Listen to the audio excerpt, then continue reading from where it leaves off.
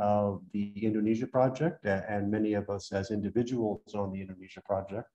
I've known Bambang for approximately 22 years, something like that. I know others of you who have known him for even longer. Budi, for example, I'm sure you were with Bambang when you were in short pants together at Sekolah Dasar.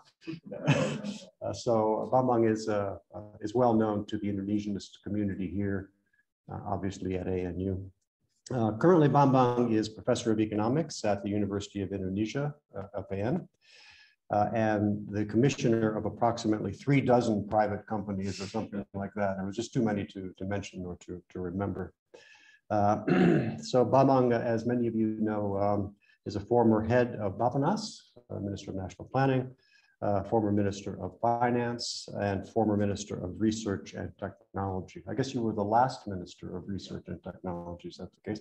I don't know anybody else who was a former minister of three different departments. I suppose there must be. Hal would probably know for sure. So Bambang, in terms of his educational background, Bambang got his BA from University of Indonesia. And MA and PhD from the University of Illinois in lovely Champaign, Urbana. So without further ado, I'd like to invite Bambang Brojonegoro. Please welcome.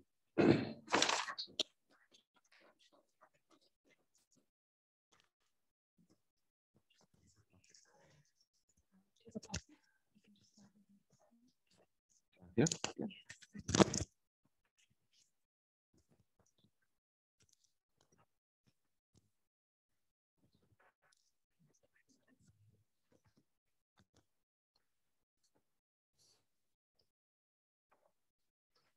Okay, so thanks Blair for Blaine. Thanks for the nice introduction, and it's good to see some old friends, old faces, and certainly glad to be back at Canberra after I think some years of COVID, and when everybody cannot travel all around the world, and certainly. In my current position, I like to explore more about the economics, especially the development aspect of economics related to the Indonesia-Australia relationship. Why Indonesia-Australia relationship matters? I think we can start by looking what happened at the global economy today. Certainly, it's not a good picture of global economy. Everybody complains, especially when we travel around the world, that the price is high. Even when I arrive in Australia and riding taxi, even the taxi driver in Melbourne complained that now the living costs in Melbourne suddenly getting very high. So global inflation, I think, is a new trend that happens after COVID. And we know after COVID, everybody's supposed to be excited. This is the time for economic recovery. And of course, everybody is excited about the recovery. People who used to, work, quite routinely, now they can come back to their routinity. But unfortunately, the economic phenomena is not like it's not a mechanical way. It's not a machinery.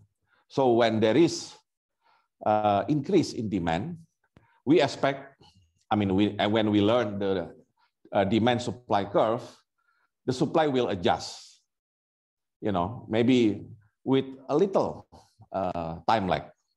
But unfortunately, that's not the reality.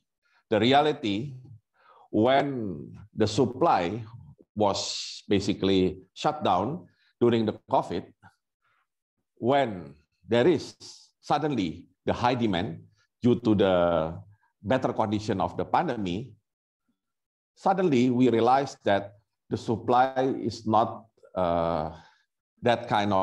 it's not working well to adjust to the high demand. And I believe this is because the demand itself is spiking. The increase is quite extreme compared to the ability of the supply side to meet the high demand. So, of course, with the high inflation, especially in the US, then we know the reaction in US. Of course, US also experienced relatively high economic growth right after the better pandemic situation. But then the high economic growth in US followed by the high inflation. And why, when high inflation happens in US, and actually the high inflation in US is the story why the supply cannot meet the suddenly demand increase. What happened in US at the supply side, especially lack of labor to produce something to be supplied in the market. And as a result, the inflation becomes very high. When the inflation becomes very high, you know the reaction of the central bank. The central bank will aim for high interest rate. And they did that. They increased the interest rate, and it's just the beginning.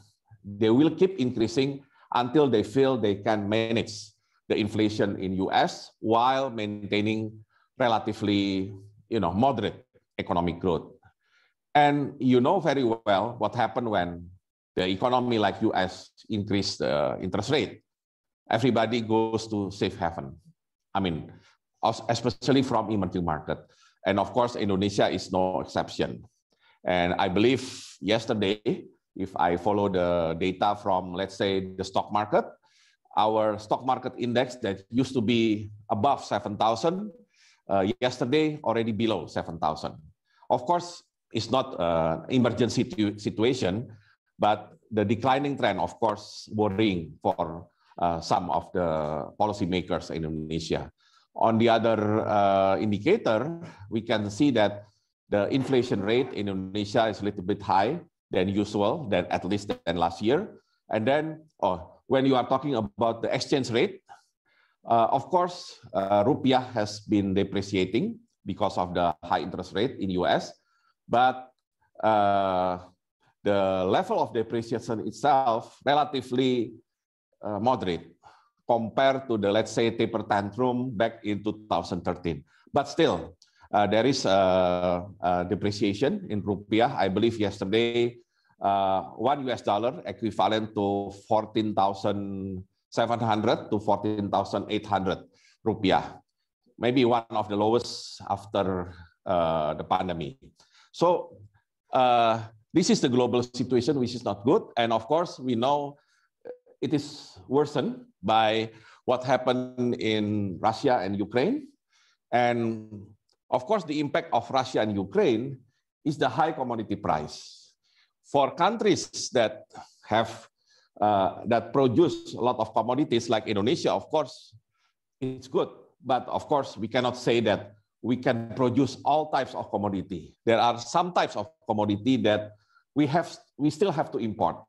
And one of them, for example, is fuel. The high international oil price, of course, push for high fuel price. And suddenly in Indonesia, when everybody doesn't really talk about the energy subsidy, suddenly the word subsidy becomes a necessity. Otherwise, the price will be too high for the common Indonesians. But it's not an Indonesian case.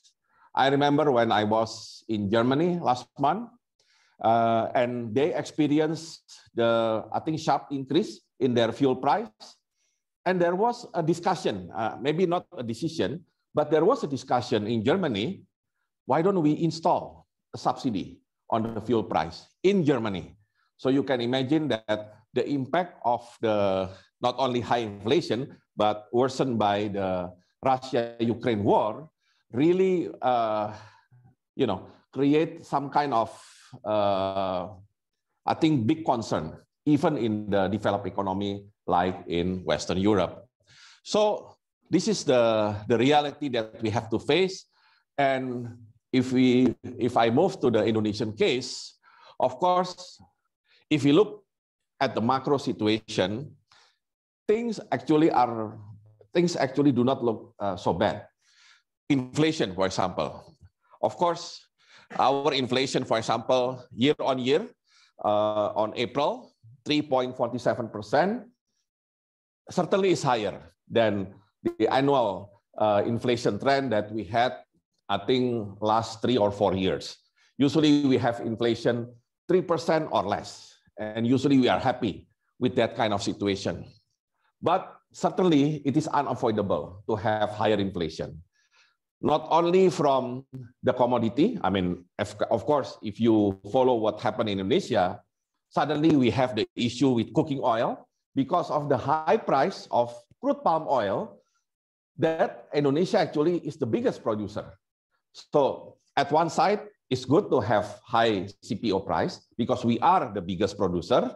We got a lot, and it's reflected even in our tax revenue. I was finance minister, and I know very well how the tax revenue pattern in Indonesia related to the commodity price. Whenever you have high commodity price, then basically the people in Digitex do not have to work very hard to achieve the target, because by itself, the target will be achieved because of the high commodity price. So we are still very much dependent on commodity. But certainly, this time, at one side is good for tax revenue, but on the other side, of course, the high CPO will push the higher price of cooking oil. While Indonesia, of course, I mean, not only Indonesia, in other parts of the world, cooking oil still one of the, I would say, basic necessity. And people complain about the higher CPO, and then, yeah, unfortunately, there are some kind of, I would say, a little bit flip-flop on the policy about the CPO itself. At one side, they don't want to lose the opportunity of having the high commodity price in terms of, foreign exchange earning, in terms of tax revenue. But on the other side, there was a concern if people complain about the cooking oil price and the impact to the inflation. And this is the result. I mean, the inflation relatively high, not that high. I mean, if you compare to other emerging economies like Turkey, we are far away better. But again, still the increasing trend of inflation worrying part of the community. Another aspect of inflation is that to maintain inflation in Indonesia, especially if inflation could come from the higher fuel price or the higher electricity price, is a subsidy. So even though maybe years ago, some economists outside Indonesia, complain that Indonesia is still subsidizing the fossil fuel, but this time around, yes, climate change is an issue. We need to get rid of the fossil fuel, but unfortunately, because of today's condition, we still have to impose even higher subsidy on the fuel. Higher fuel subsidy, and in Indonesia, there are 3 types of subsidy that really, really cost the budget. The first one is the fuel subsidy, the fuel that you can buy at the pump station, fuel station. Secondly is this might not be exist in Australia, which is the LPG, 3 kilograms subsidy. The LPG is liquefied petroleum gas used by people to do the cooking and other activities. This is also heavily subsidized, plus the electricity. So with these 3 combination of subsidies, sometimes from the budget itself, you have to spend 300 up to 400 trillion rupiah. Of course, now our budget has been bigger. Our budget now more than 2,000 trillion rupiah every year. But still, if you spend 300 to 400 trillion rupiah, then you basically spend almost 20% of the total budget just for the subsidy.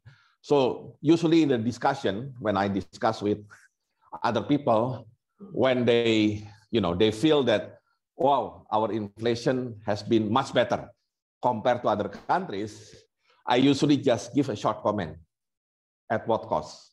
Because to maintain our inflation relatively low or moderate, it costs you some, significant amount of the budget for the subsidy. That's what happened in Indonesia, and unfortunately, we still cannot get rid of this kind of situation. I mean, this kind of thing has been happening probably since Suharto era, and even at the beginning, during SBY era, and still continuing until today. So we still have a very big homework to shift the subsidy from the so-called commodity, I mean the subsidy on the price of commodity, into so-called direct social assistance to the poor people. I mean, of course, the effort has been done, but because of I believe the willingness of switching the subsidy itself, then unfortunately, the idea to fully concentrate on the direct social assistance has been quite slow. Although, of course, it has been some improvement. On the monetary side, of course, BI still has room to hold its policy rate at 3.5%. And they can do that. Of course, we need to still stimulate the economic growth. That's why we cannot keep the interest rate too high. But what BI has been doing has been helped very much by the commodity price. Because of the high commodity price, our trade balance has been so big. The trade surplus has been so big, even bigger than our deficit in service account. So we have trade account, service account. I mean, this is for goods and this is for services. Usually what happens in Indonesia, we have the surplus in trade balance, but the surplus is smaller than the deficit in service account. As a result, we have deficit current account, which is okay for country that's still growing in their economy. But these days, BI has been helped by the surplus in current account. That's why rupiah has been depreciated, but not as much as what happened during the taper tantrum back in 2013, because in 2013, we had deficit in current account. So that's the big difference. And then, of course, BI, in order to maintain the inflation, in order to stabilize the rupiah, doesn't really have to increase the interest rate urgently. Because, again, the current account is there. And if you look at the foreign exchange reserve, by April, 135.7 billion is the highest ever in our history. Of course, not as big as countries like Australia, like China, but still, I think this is equivalent to 8 months of import. So it's still one of the biggest. And it can be there because of the high commodity price that helps the big surplus. And in terms of growth, I think we already announced our first quarter growth of this year, 5.01%. It is expected because prior to the pandemic, the Indonesian economic growth usually is around 5%. And why 5%? Because our consumption growth is 5%. So consumption growth is still the main driver of our economic growth. And once the pandemic situation is better, all the restriction has been released, people start doing their consumption, people start doing the traveling, then the consumption growth is higher, then of course it will help the economic growth. Another good thing for our economy, even during the pandemic, the FDI is still there. I mean, the flow of new investment is still there in Indonesia. Especially now, people are excited about investing in battery, especially the electricity storage or battery for EV, electric vehicle. It's simply because Indonesia is one of the largest nickel producer in the world.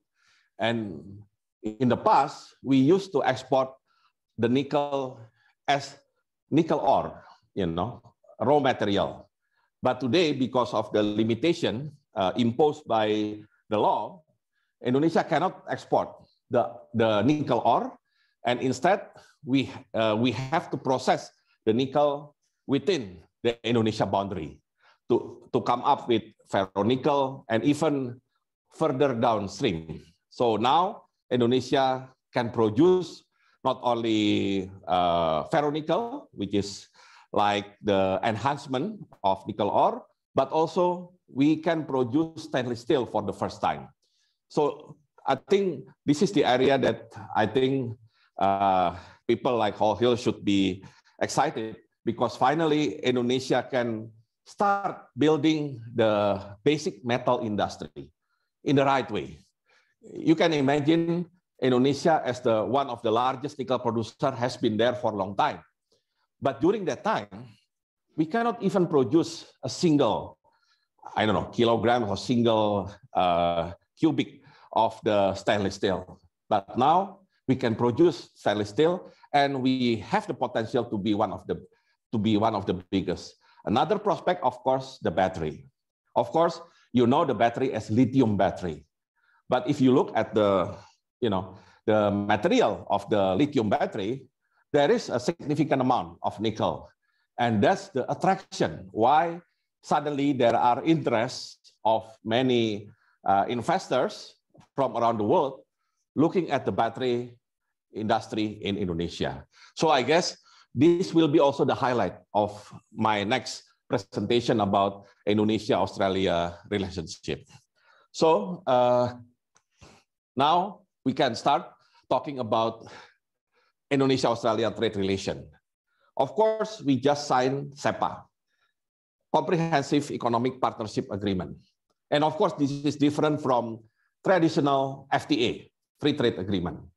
If you are in FTA, then basically you are talking about the tariff, which products that will enjoy zero tariff and which product that will still be imposed some tariff. And on the FTA agreement, of course, the two countries or the two parties will try to find the optimum solution only on the trade situation, only on the trade deal. But CEPA, I think, is more complicated, but I believe for countries like Indonesia that's still hungry for inflow of investment, inflow of the capital, I believe CEPA is better, because CEPA not only talking about the trade, but of course, talking about investment as well. And Indonesia is still in the position to look for FDI coming from different parts of the world, especially from Australia. And because, why Australia? If you look at the bottom of this slide, you can see in 2021, Australia's import share from ASEAN, the biggest one, the biggest import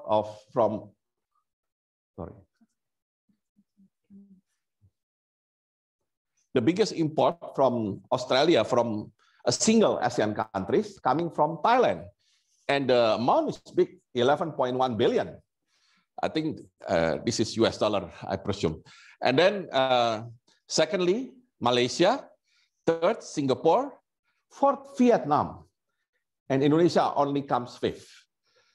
So it means, although we are, of course, if you're looking from the geographical point of view, Indonesia is the closest among those 5 ASEAN members. But unfortunately, Australia imports less than 4 other countries, including, of course, if we can consider Vietnam is newcomer, then the newcomer, which is Vietnam. And then if we look, the reason why Australia imported only 3.46 billion, you can see on the right, on the trade balance between Indonesia and Australia. Certainly, Indonesia is in the deficit position compared to Australia in the bilateral trade relationship. We exported 3.46, but the import from Australia to Indonesia, 9.4 billion. And of course, it will come up with the deficit. And the deficit is not small, 5.8 billion US dollars, okay? And then, in general, of course, we can accept the situation in which Indonesia is on the deficit position. Why? Because Australia is basically global net exporter country. As you can see on the left, upper left, Australia export to the world is higher than Australia's import. So Australia will always be in the position of net exporter because Australia is very rich in natural resources. And of course, if you are rich in natural resources, despite the fluctuation of commodity price, you will still be in the position of net exporter, which is okay. But maybe the one that not okay is the 5.8 billion US dollar. And this should be the aim, the goal for the Indonesian policymakers. How can we reduce this deficit? And if we look the product by product or commodity by commodities between Indonesia and Australia, you can see right away on the upper right that Indonesia export to Australia, number one is machinery, manufacturing, okay? And then number two, articles of iron or steel. The third, mineral fuels. Number four, wood products. And number five, plastics. Plastic is also part of the manufacturing product. So it looks, I mean, in my opinion, it looks good because majority of Indonesian export to Australia not coming from natural resources, but instead coming from manufacturing products.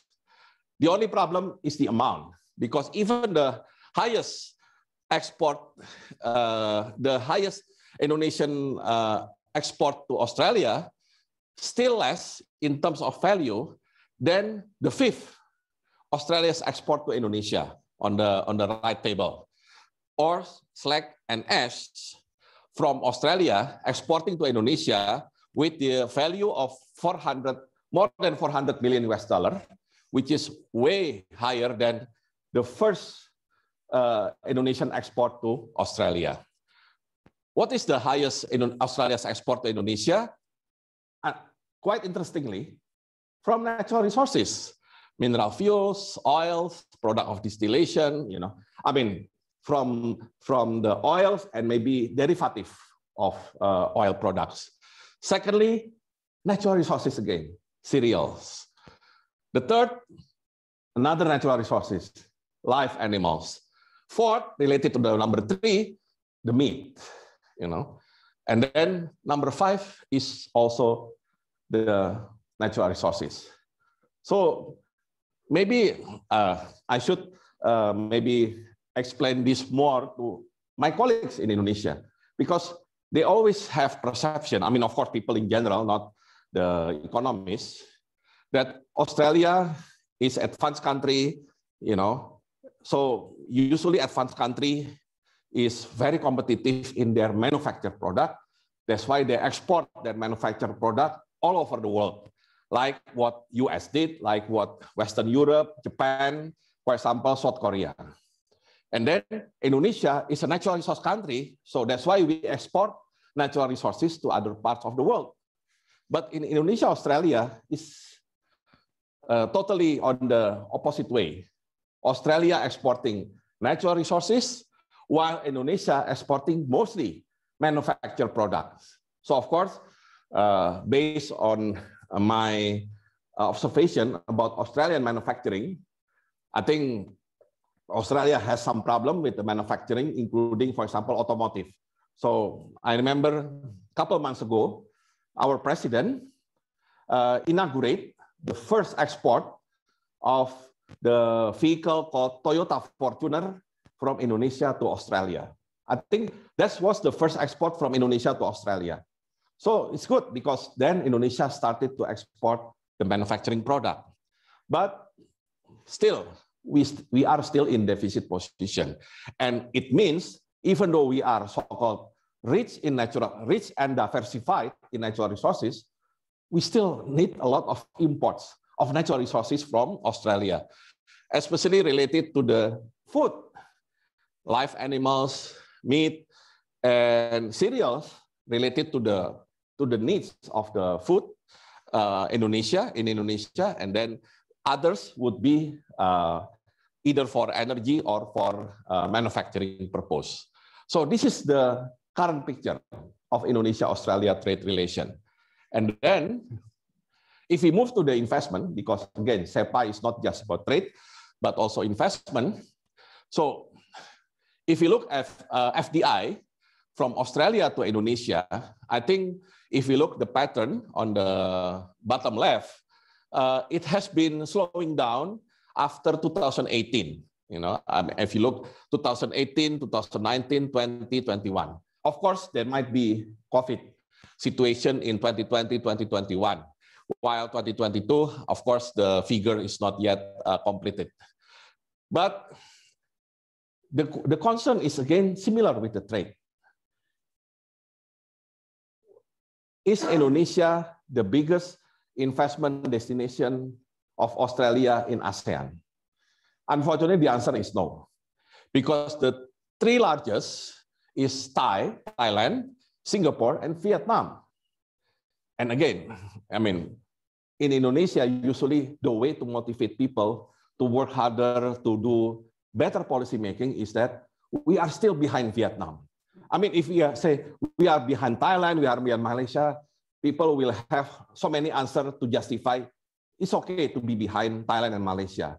But when you are behind Vietnam, that's the concern, because Vietnam, again, for Indonesia is still newcomer. And similar in the term of Australia investment. I mean, aside from the three biggest, if we look at the perception of Australian investors to those countries, at least in ASEAN, this one on the left bar, we can see that the darker one is the commitment of Australian investors to increase their investment in respective countries. In this case, this is for Indonesia. For the gray one, basically, they will stay the same. They will maintain the investment, but they are not going to increase the investment. And if we look all across ASEAN, certainly Indonesia is not the biggest in terms of prospect of increasing the investment. We are still below, for example, Malaysia, Singapore, and also some other countries in the ASEAN. But the good thing is that if you look at the dark one here, the black bar is the intention to decrease the investment. It happens only in 4 ASEAN countries. I think in Singapore, Thailand, Vietnam, and I don't know, this is maybe Laos. So in Indonesia, nobody says that they are going to decrease their investment in Indonesia, I mean, from Australian investors. And then in terms of the intention to expand the activities in ASEAN countries from Australian investment, well, you can see that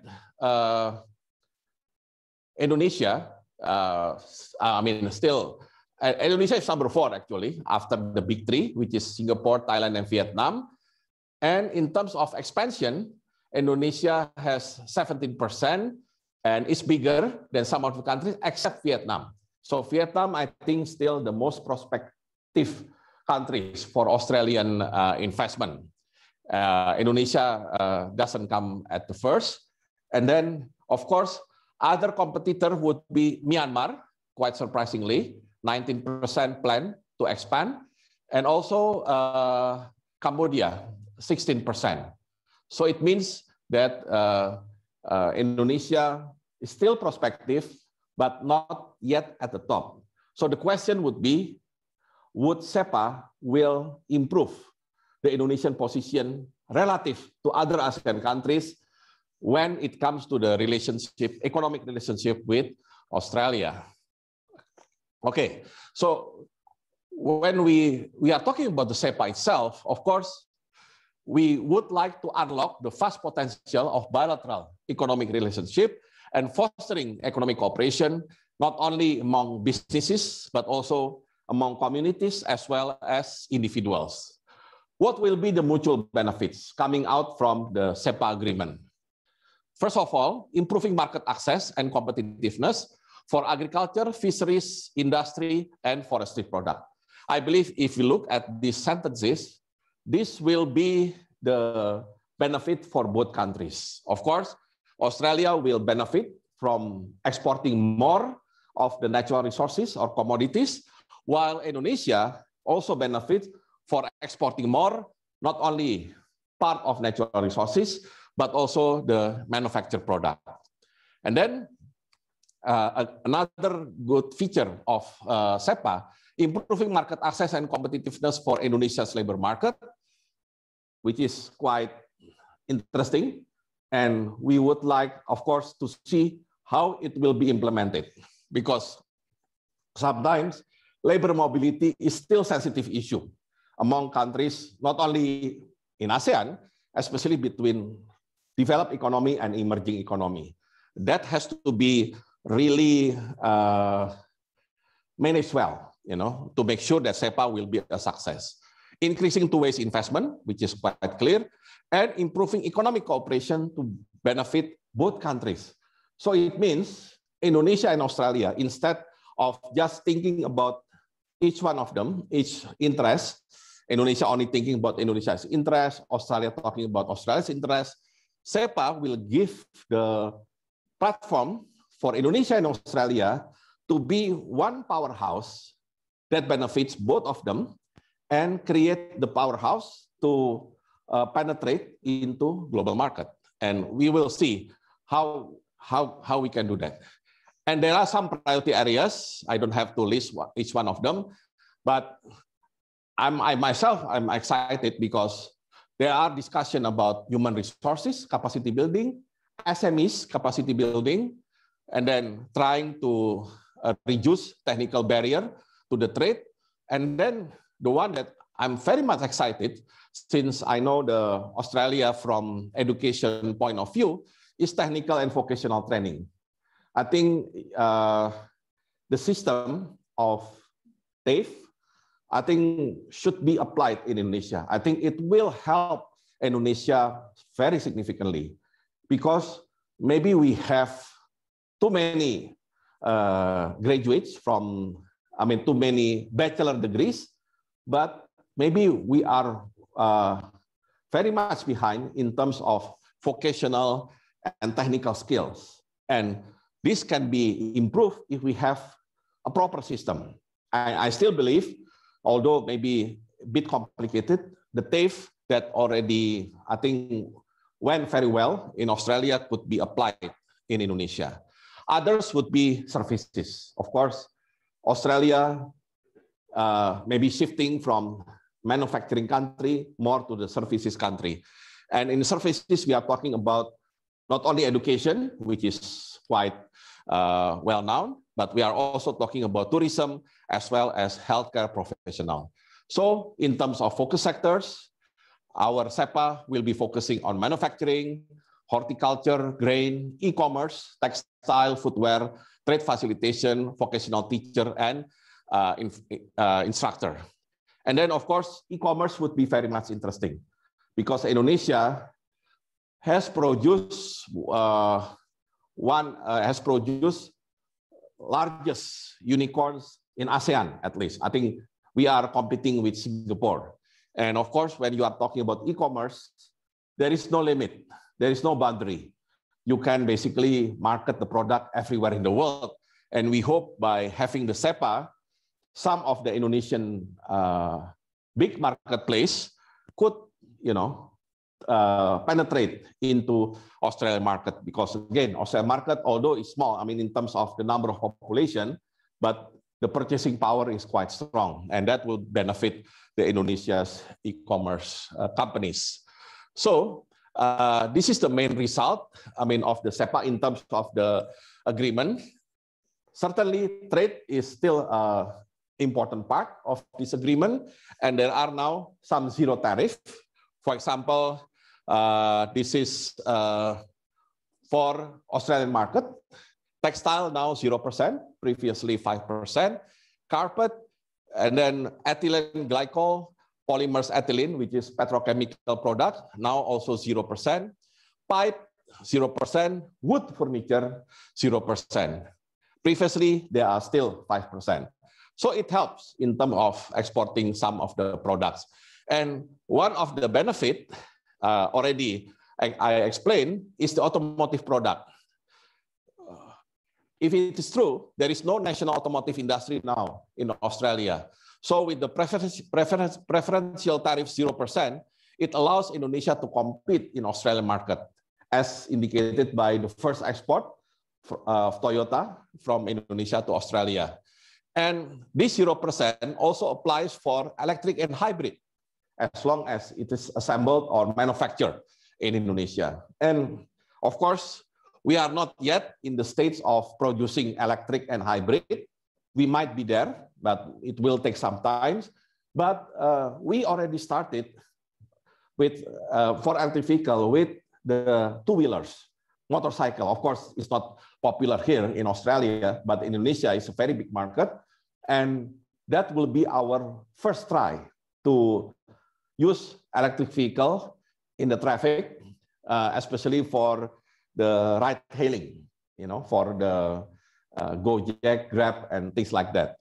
And after that, I believe Indonesia will focus on electric bus, electric truck, and electric public transportation. And that could be one of the potential if Indonesia would like to export to Australia. Other products that will enjoy this treatment will be herbicide and pesticide, because now zero tariff, so we can compete with China and Malaysia that already exist in Australian market. And other products, electronic, machinery, rubber woods, furniture, coffee, cacao, processed foods, pulp, already 0% tariff. And I believe Indonesia should really materialize on this other product as well, especially when you are talking about electronic, machinery, processed food, all types of manufactured products. I always in the position that Indonesian economy is not yet a good one or a developed one if our manufacturing product only contribute less than 20% of our GDP. That's the situation today. While if you look other parts of the world, whenever they reach the industrialization stage, their contribution of manufacturing 20% or more, sometimes 30%. Indonesia, unfortunately, never reached that kind of position. When we were around 20-something%, then the financial crisis hit us in 1998. So that's why after that, our manufacturing never recovered. So I believe when we have this kind of deal, this hopefully could be a stimulating ideas for manufacturing entrepreneurs in Indonesia, trying to promote their product for export market. And in some areas, actually, Indonesia is very strong in manufacturing product. I'll tell you later about that. But, oh yeah, it will be related to the economic powerhouse concept that I already briefly mentioned. Grain partnership. What is grain partnership? Australia is rich on grain, sorghum, and barley. I mean, wheat, basically. Australia, I mean, if you look at the Indonesia imports of wheat today, number one is Australia. Number two, unfortunately, Ukraine. So that's why we are affected by the war, because the supply of wheat has been limited, both from Ukraine and Russia. But still the biggest one coming from Australia. And what will be the value added for Indonesia importing more wheat with, let's say, cheaper price from Australia? It will be good for our food processing. Our food processing now is one of the leading manufacturing product in Indonesia. Food processing not only contributing one of the highest GDP to the economy, they also employ one of the biggest employees, not only in the factories, but also related to the farmers. And then, thirdly, they also one of the biggest export contributors for Indonesian manufacturing products. So if someone asks me today, now, what is your most competitive manufacturing product? I don't have to hesitate to answer the food processing. And remember, some of the biggest company in food processing in Indonesia already a global company. I mean, they are competing not only with, their colleagues in Indonesia, but they are competing all over the world. Some of them having factories outside Indonesia, not only in ASEAN, but also in Africa, in Europe, and also some of them buying the shares of famous product from other countries. I can tell you one very interesting example of this. Denmark is one of the, one of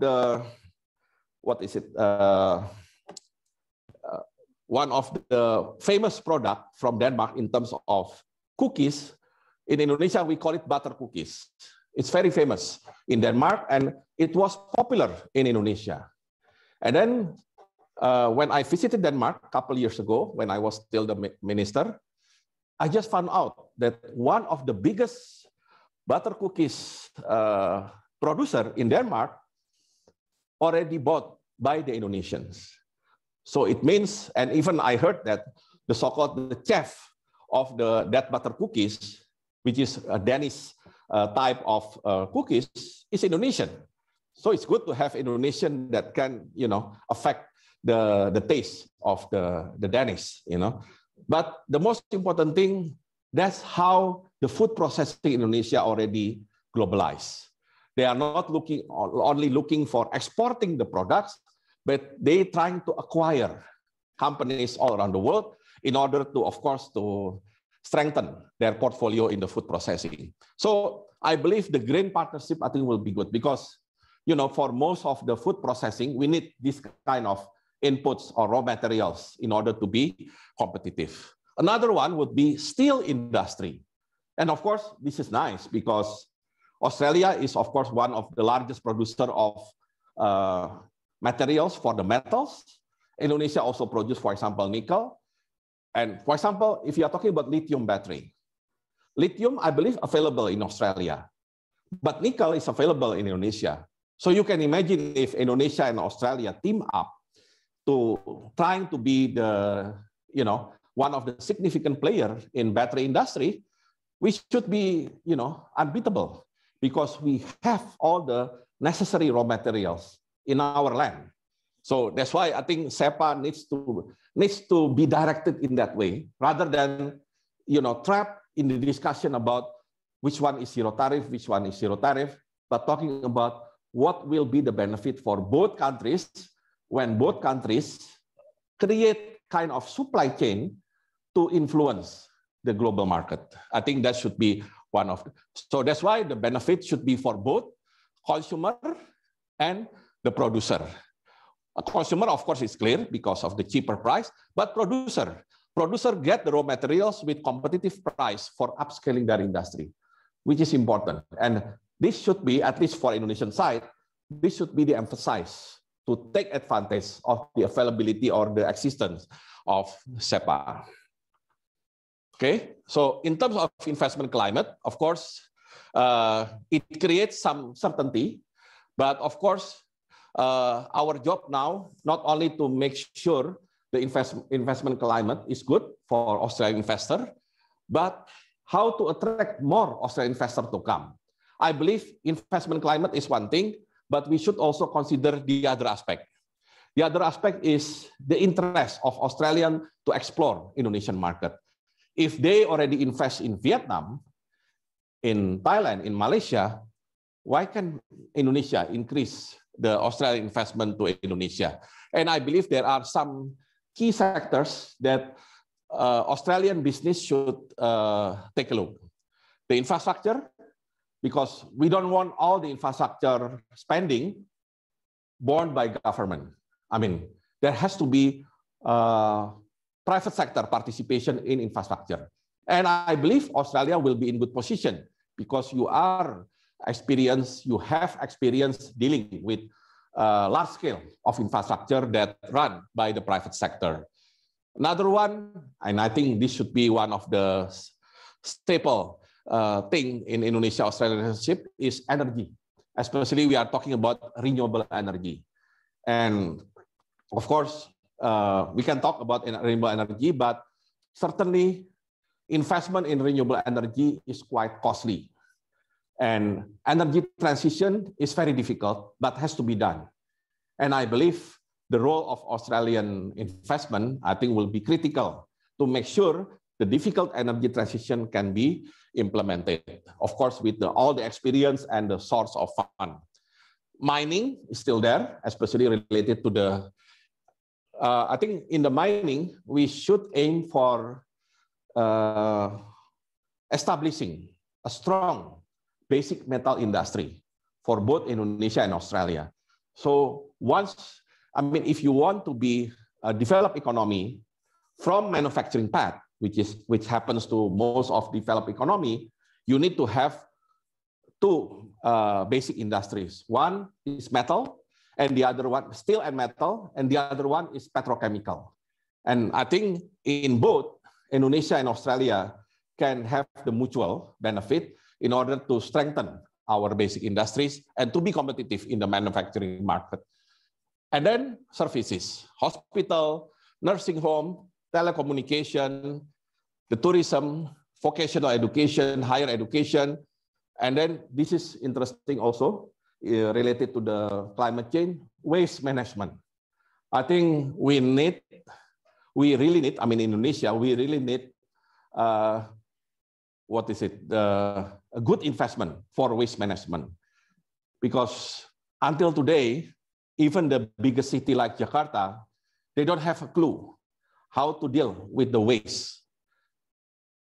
What they do is just trying the new landfill, which is very bad because if one landfill is already full, then they will look for where is the vacant land to have another landfill. So it means that we sacrifice the life of people surrounding the landfill because, of course, it's not nice living next to the landfill. But it happens in most of big cities in Indonesia. We don't have the clear solution of the waste. And we need your expertise, your way of managing the waste.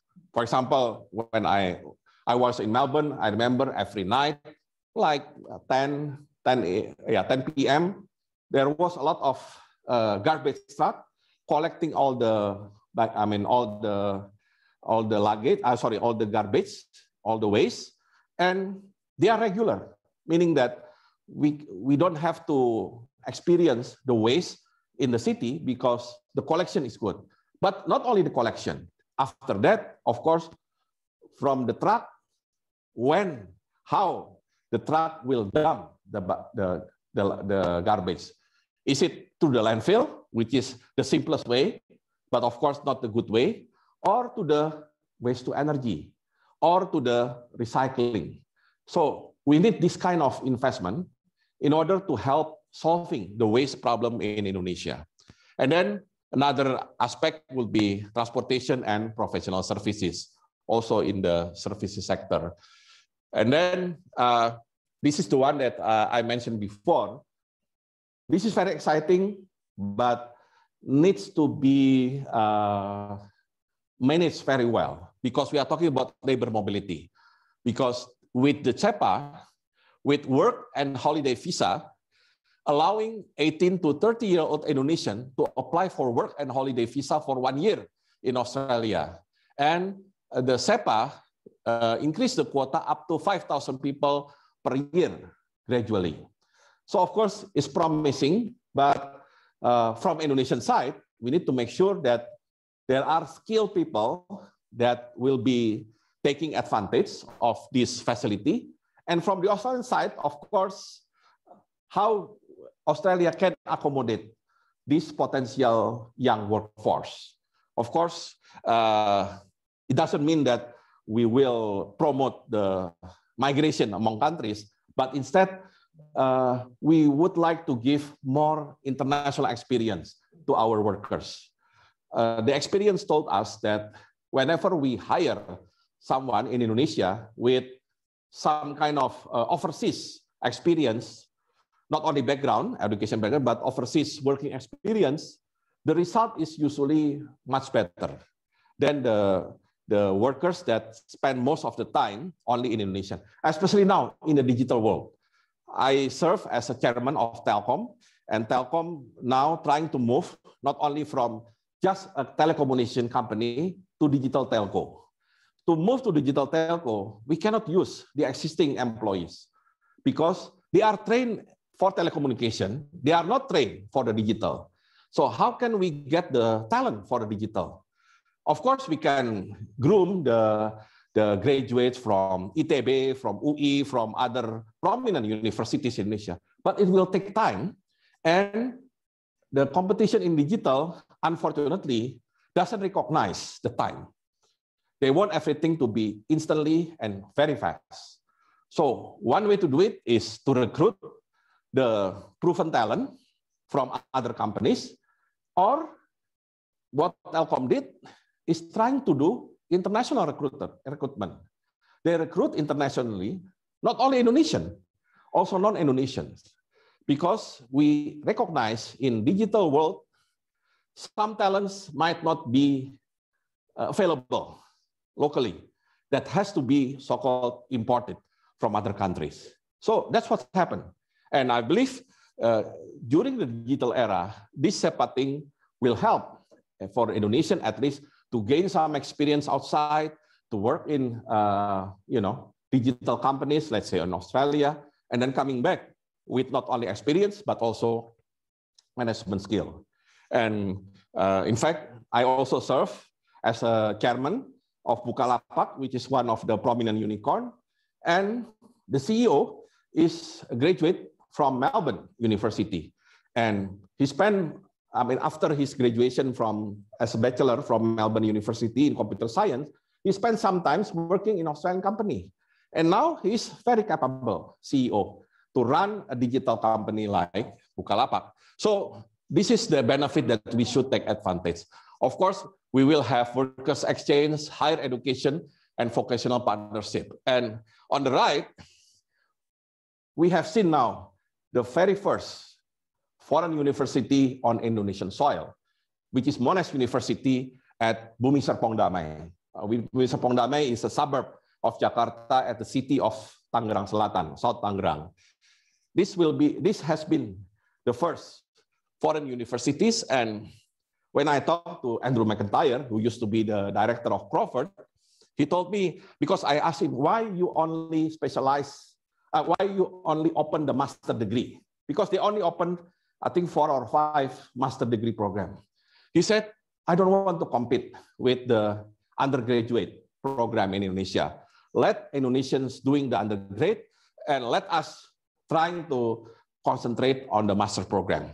And we hope it will be more, because we know that in terms of education now, Australia is the most favorite destination for Indonesians. But sometimes not all Indonesians have enough financial capability to come to Melbourne, to Sydney, to Canberra to do their study. So instead, why don't they go to Monash University, not in Clayton, Melbourne, but in BSD, Serpong. And once I believe people know more about this program, there will be more applicants. Currently, I think the applicants still quite few, because maybe the Indonesians still struggling to find the difference between going to Monash in Melbourne and going to Monash in BSD. But it will be coming, because in Malaysia, in Singapore, there has been many foreign universities located in either Kuala Lumpur or in Singapore. And I don't know whether this because I heard initially RMIT would be the first, but then because Andrew moved to Monash, Monash then becomes the first. So hopefully there will be others coming. But again, this is a good investment of Australia to Indonesia, and Indonesia already open. So don't worry about the discussion, the opinion in the social media about the existence of foreign university. We need much better graduate program. I used to be the director of graduate program myself at Economics University of Indonesia. And I can find that, well, of course, I cannot say that my program is bad because I'm the director, but I'm not satisfied because, for example, maybe half of my students doing the graduate part-time. They still have work and then doing the master or PhD study. Of course, that didn't happen well. I mean, compare if you work full-time as a student, either master or PhD. And this is the first thing that we have to improve. And aside, we can also improve the academic environment.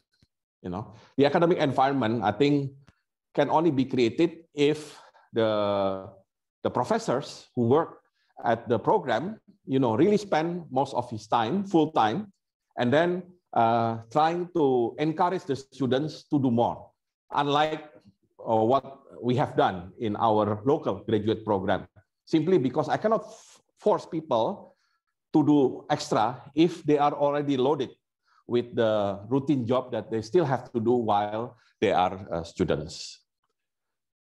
Okay, so how can we implement this? Of course, the willingness of each parties. And I think Indonesian is very excited when Prime Minister Albanese came to Indonesia at the very first bilateral trip. And it means something because there is also a question which country that will be visited first when you have new prime minister or new president. And fortunately, Prime Minister Albanese chose Indonesia for the first one. And we hope that this is not only for diplomatic relationship, but also to make the SEPA a successful one. Not only nice on the paper, but also nice on the implementation. And also, I think there is a IACP SEPA ECP Catalyst or Catalyst. This is a unique 5-year government-backed business development program unlocking the vast potential of economic partnership between Australia and Indonesia. So basically trying to facilitate better Indonesia-Australia business relationship. And of course, the already established Australia-Indonesia Business Council, Indonesia-Australia Business Council, depends on where you look at. And of course, this should help as facilitator for both Indonesian and Australian businesses. And I believe since I'm also now in Kadin, which is Indonesia Chamber of Commerce, they have special bilateral section, including Indonesia-Australia. And I think this is a good opportunity for this kind of bilateral relationship to take advantage of SEPA. You know, this is maybe a golden moment. I mean, once you miss this, I mean, once you are not able to capitalize on SEPA, then I believe the SEPA will only be known as the document, not really the way to improve the economic benefit for both countries. On the last part, I'm talking a little bit about Australia's progress in tackling climate change. Why I'm interested to talk about this? Because we are the same. Because both Indonesia and Australia have abundant natural resources, and fortunately or unfortunately, we have both oil and coal that should be way reduced because of climate change. So our challenge would be the same. If we look at the energy mix in Australia on the upper right, your consumption of energy is still dominated by oil because of the transportation. And number two, coal is still bigger, I believe, for electricity, as well as gas, also for electricity, while your renewable only 7%, which is about the same as Indonesia today. Renewable is still minority and still less than 10%. So basically, we are together in this struggle to do energy transition, okay?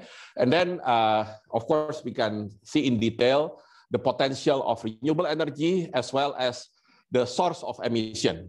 I think the source of emission in Australia dominated more by both electricity and industry, which is quite similar to what happened in Indonesia. The only difference, we have also the source of emission from land use, which doesn't exist too much in Australia, I believe. But basically, in terms of electricity and industry, we are in the same position. In terms of renewable energy potential, this is according to Australia data, quite surprisingly, one of the biggest Australia prospect is biomass, 40%, followed by solar PV, wind, and hydro. And in Indonesia, basically, it's also almost the same story, except our wind potential might be less than Australia, but our hydro could be higher. Our biomass could be the same or a little bit smaller. Solar PV could be also, maybe solar PV could be less. I think you should have much better solar PV than Indonesia because you have dry weather. In Indonesia, unfortunately, it's very humid. And according to a research, if we deploy solar PV, it will only be effective 4 hours a day, to grab most of the energy. The rest, because not only the cloud, but also the humidity, unfortunately, the effectiveness of solar PV in terms of capacity factor, only 40 to 50%. So it's very small. And I believe Australia will be in much better position, not only because you have huge land, empty land, but also the dry weather, which help in terms of quality of the solar PV. So at the end, yeah, this is the last one. According to Australia's information, your net zero emission target 2050. We are 10 years longer. Indonesia has 2060. So it means we have to phase out, especially coal and oil. Oil may be limited, but mostly coal. And how should we do that? Of course, renewable energy is one thing. The other thing I would like to propose is the technology. Again, renewable energy, unfortunately, mostly intermittent. So they need to be helped by energy. What kind of, they need to be helped by technology. What kind of technology? The energy storage. Unfortunately, the energy storage today is still very expensive. If you combine solar PV with energy storage, the price could be even higher than any type of renewable. So what should we do? Focus on energy storage together, Indonesia and Australia, because to have efficient energy storage, you need the lithium, you need the nickel, we need the materials that we have, but we have to focus on the industry itself to make sure the price of the battery, the storage, will be competitive enough so you don't have to worry using the intermittent type of renewable energy. That's one thing, so on the energy. The second thing, on the carbon trading. I believe one way to reduce the burden of using the fossil fuel is to do more carbon trading, at least from now until 2050, when you have the net zero emission. And Indonesia provides a lot of opportunity to do carbon trading with Australia. For example, an Australian company working at the coal can, involve in carbon trading by having some activities on the reforestation or rehabilitation of Indonesian forests somewhere in Kalimantan, Sulawesi, or Sumatra. And then, of course, you got the credit that can be, demonstrated to any stakeholders that concern about your fossil fuel business. So those are two things related to the energy transition that can be done under the SEPA. So not only in terms of, conventional trading and investment activities, we can also work together in the common issue, which is climate change, how we can achieve our net zero emission by our target. Australia 2050, Indonesia 2060. Thank you very much.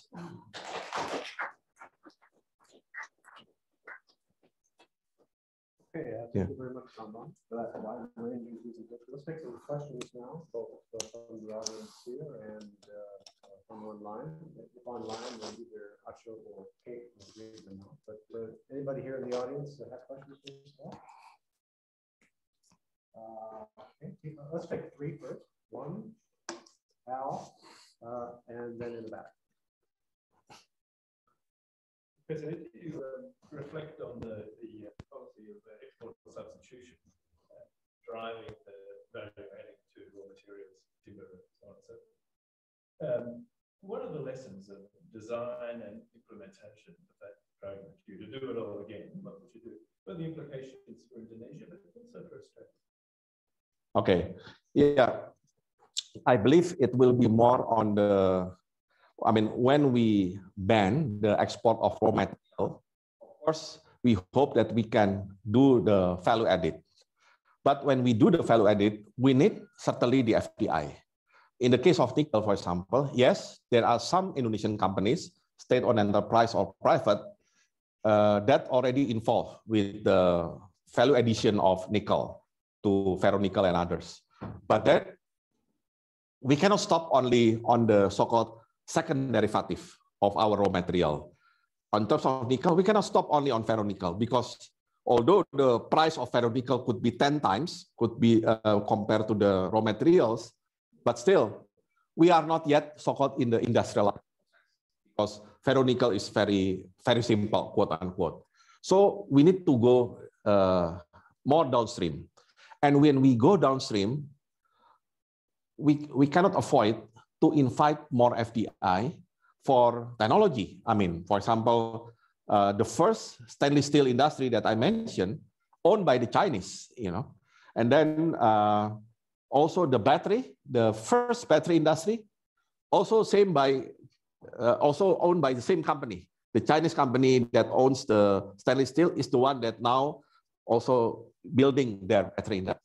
So the reflection is that I believe with the SEPA, once Indonesia have the policy to give the opportunity for FDI in the value added, I believe Australia should be there, instead of dominated by one country. I mean, of course, there's nothing wrong with the Chinese investment in the downstreaming of our material. But, politically in Indonesia, when Chinese investment dominating in one area, then suddenly there are so many noise about the investment itself.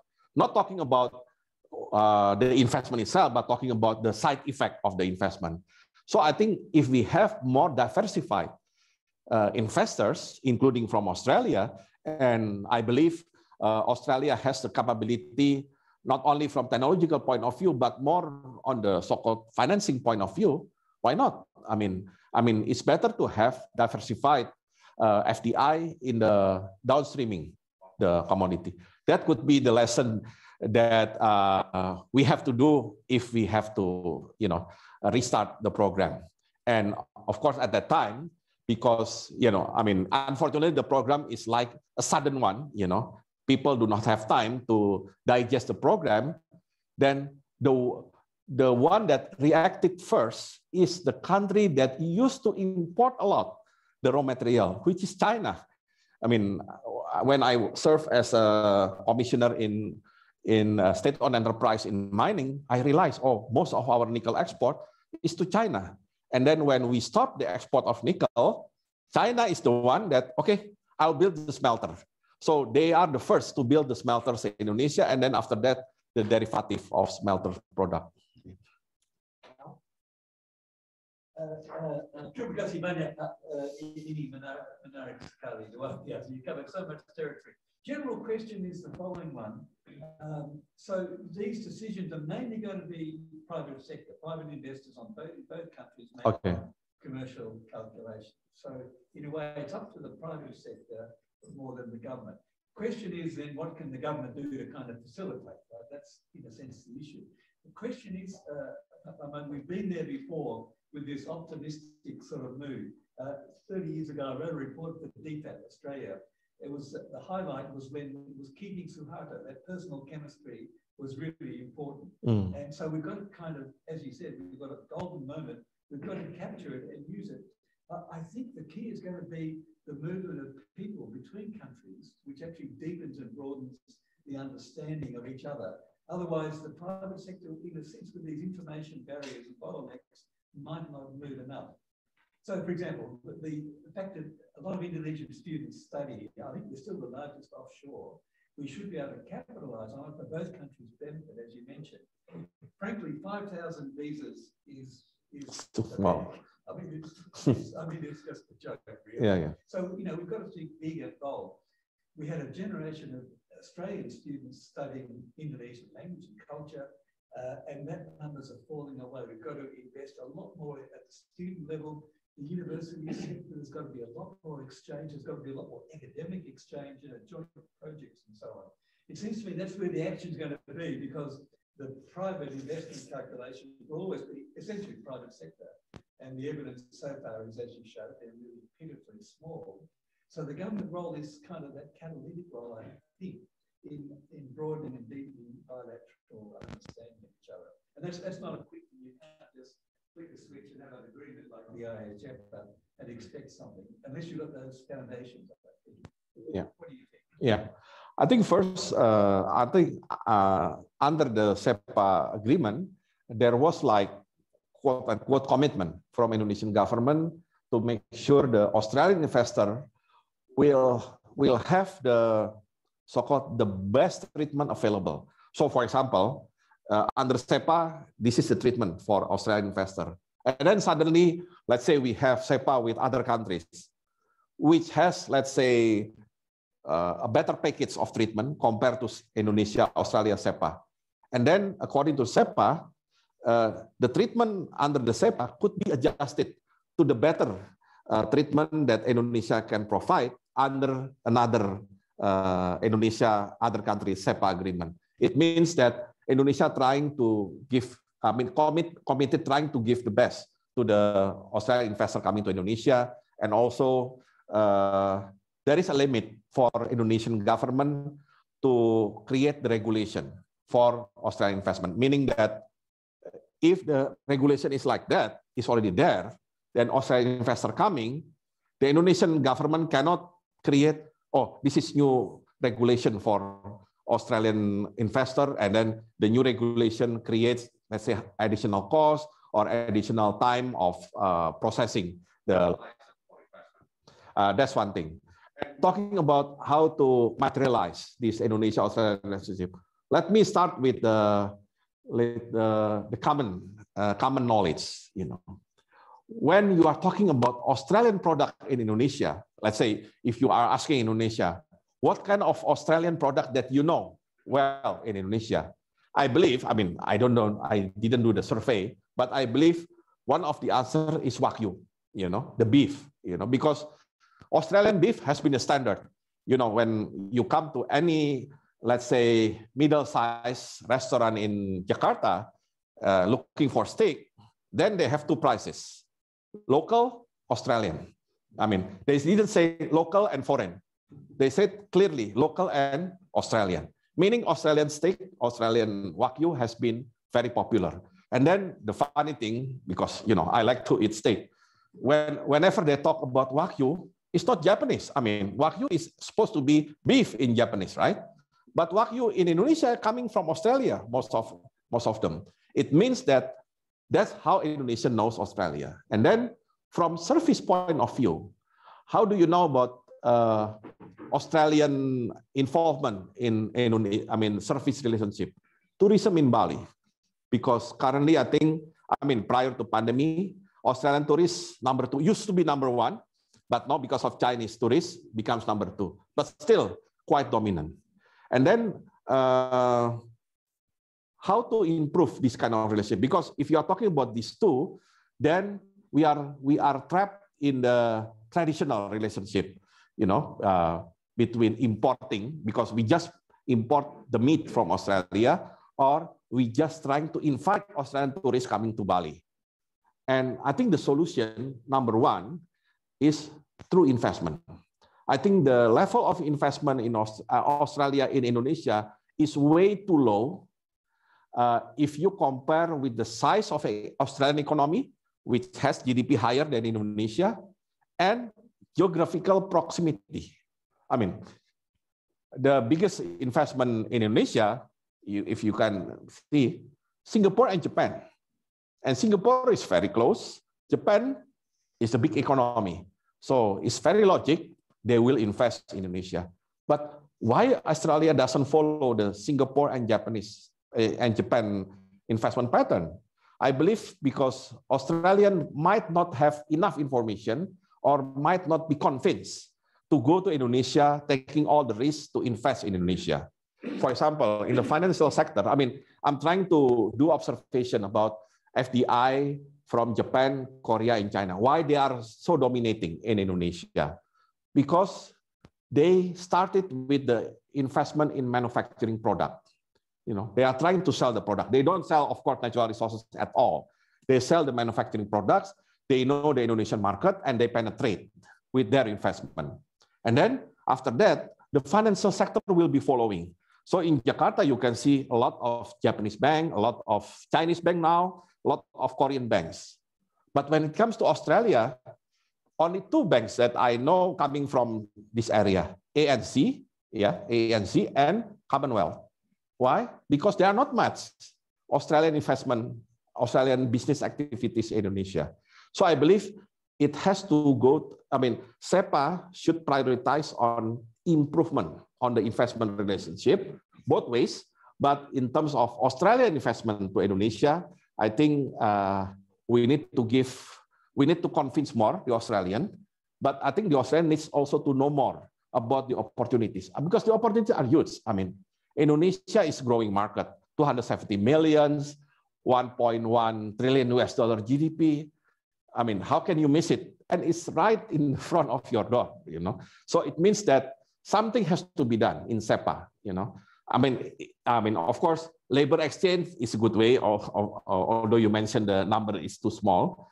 But I believe the labor mobility will be increasing naturally if there are higher investment activities between the 2 countries. You don't have to, put the quota and everything. Everything will go naturally because the companies will require more labor from Indonesia to Australia or the other way around.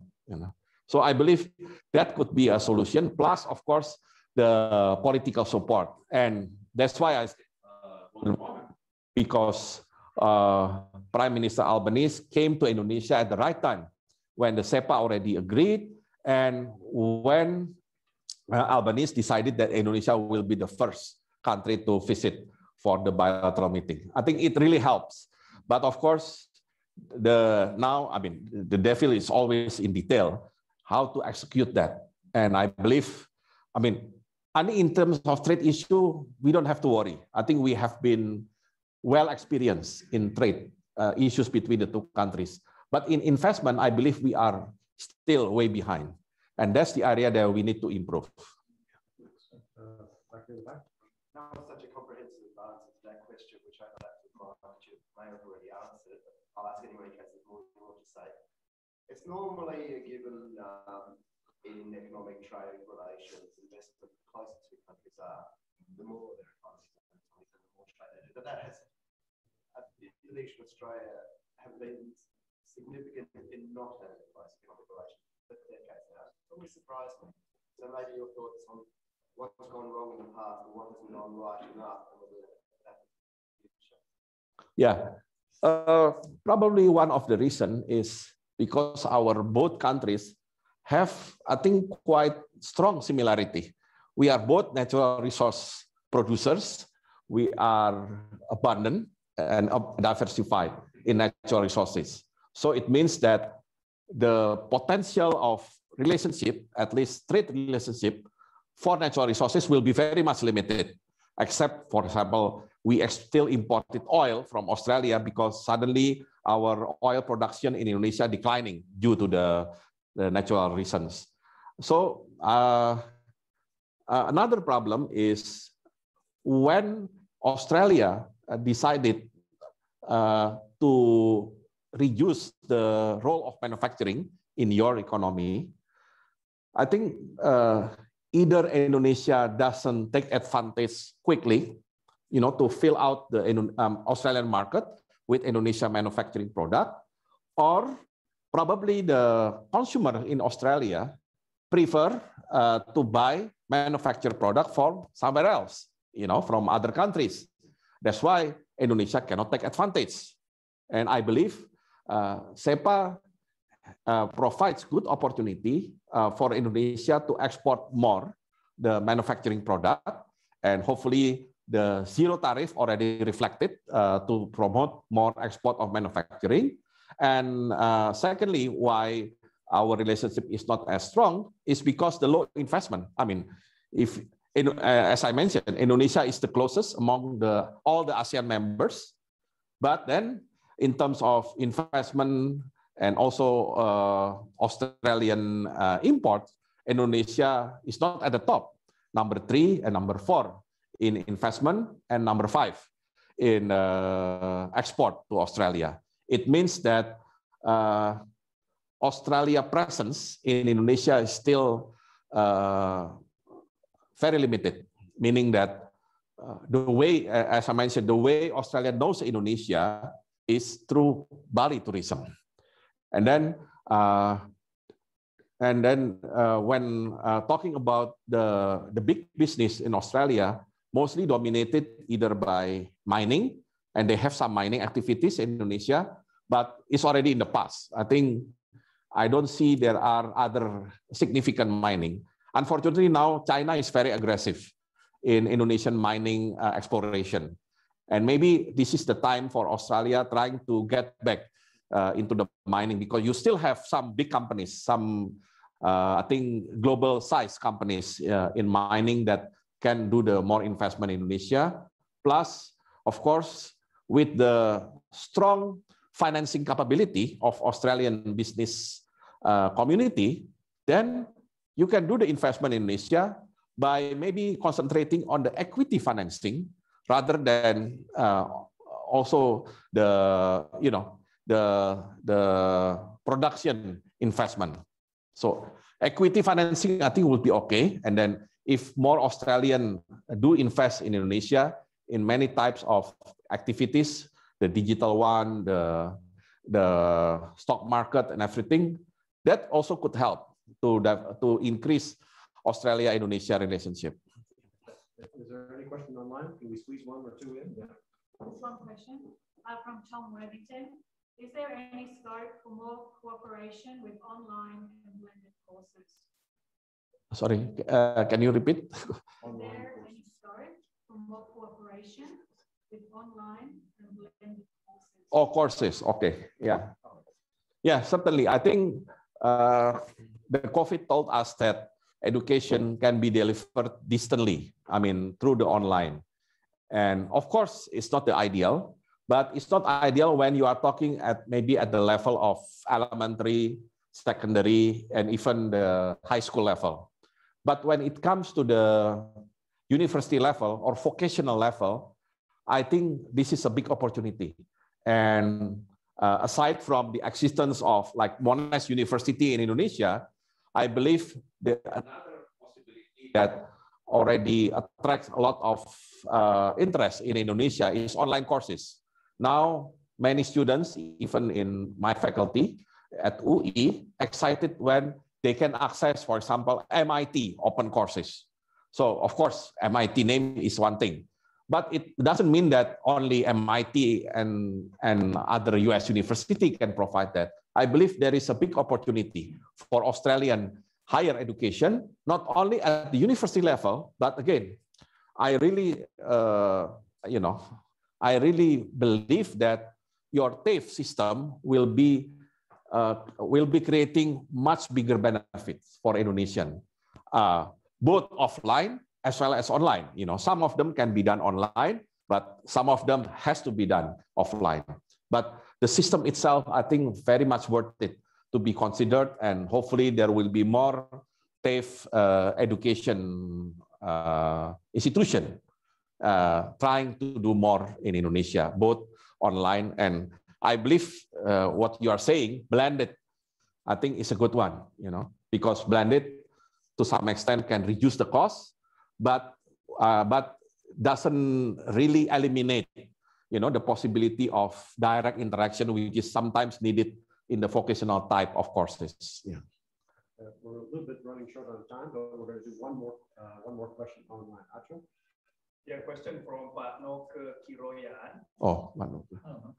The trade volume of Malaysia and Thailand with Australia far exceeds Indonesia's, whereas the two aforesaid economies are much smaller than Indonesia.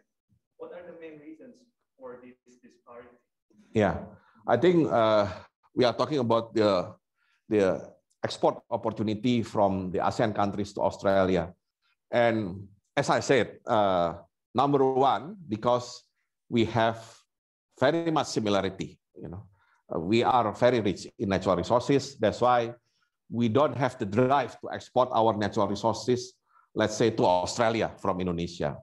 But when it comes to Thailand and Malaysia, yes, they are economically smaller than in Indonesia, but don't forget, their rate of manufacturing activities, at least in percentage, is higher than Indonesia, meaning their economy is more oriented toward manufacturing, including manufacturing based on natural resources.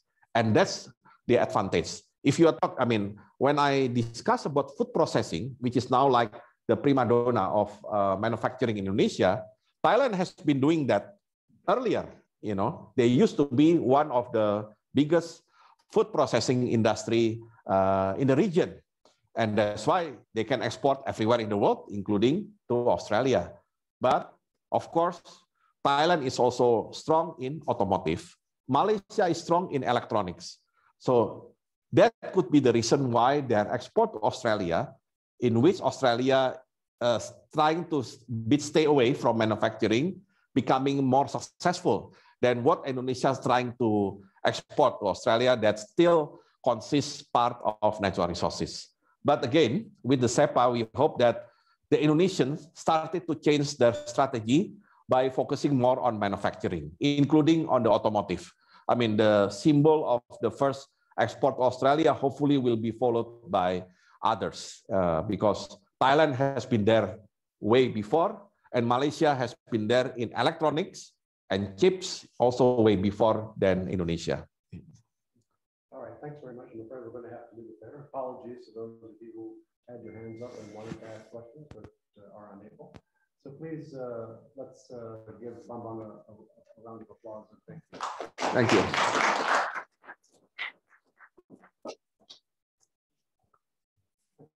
Okay, thank you. Yeah, sama-sama. Yeah. I hope I already addressed your favorite story of manufacturing. Thank you. Mind if we get a photo with you? Oh, yeah, sure. Hal and Yeah. Wayne and Archie? Okay.